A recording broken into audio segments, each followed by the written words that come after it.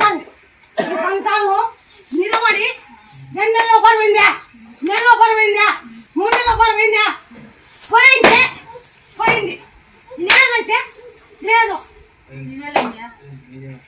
నాకెట్ కొట్టు 2 నెలల పోయింది పోయి రాసివక్క 2 నెలల పోయింది నాకెట్లు కొట్టు, 3 నెలల పోయింది నాకెట్లు కొట్టు, నెలవైన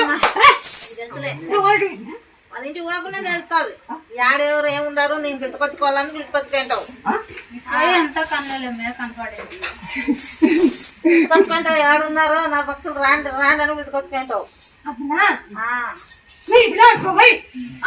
కాయ కొట్టుకోండి నీ కాయి మేము కొట్టదా, మా కాయి నువ్వు కొట్టదా, మాట కొట్టదా.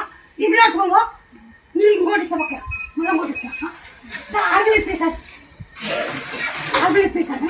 ఆరోగ్యం బాగుండి ఇస్తాను, ఆర్డర్ ఇస్తాను. 9 సంవత్సరాలు బాగుండి నాకు 20 రూపాయలు ఎంత చేస్తారా? ఒక్క నిమిషం చెప్తాము మళ్ళా రండి. అన్ని బాధ్యత నువ్వు బాధ్యత పట్టు. నన్ను ఓటు పోకుండా నన్ను నిలబెట్టినారు. నాకు పెళ్లి సంబంధం కూడా మీరే చూపించినారు, మీరే చేయించినారు. అన్ని మాకు అందరికి మా కుటుంబంలో అందరికి 4 చక్రాల బండ్లు ఇచ్చినారు, ఇల్లు ఇచ్చినారు. అందరినీ ఒక స్థాయికి నిలబెట్టినారు. నా పిల్లల్ని కూడా నిలబెట్టినారు. మీ అమ్మకి ఏం మాట ఇచ్చినా అన్నాను. మీ అమ్మకి 40 ఏళ్ళ కింద మాట ఏమి ఇచ్చినాను, 40 50 ఏళ్ళ కింద మాట ఏమి ఇచ్చినాను, 50 ఏళ్ళు ఆ మాట నిలిపించుకున్నాను నేను.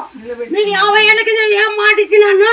ఇంటికో బండి, ఇంటికో గూడు, ఇంటికో బండి, అందరికి జావులు పక్క రాష్ట్రాల్లో ఉన్నా, అందరు పక్క రాష్ట్రంలో ఉన్నాము. నా పెద్ద కొడుకు కూడా ఆపద నుంచి తప్పించినారు, చిన్న కొడుకుని తప్పించినారు ఆపద నుంచి.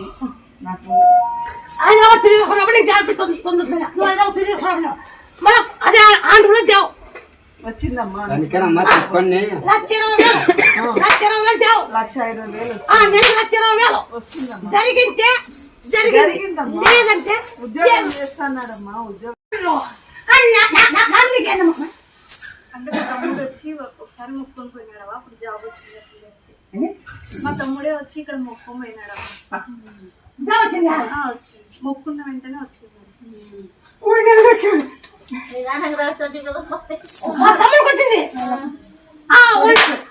వచ్చిందే మళ్ళా ఏమొచ్చింది జాబ్ గురించి మా తమ్ముడికి అయింది కదా, నాకైతే జాబ్ వచ్చింది అమ్మ.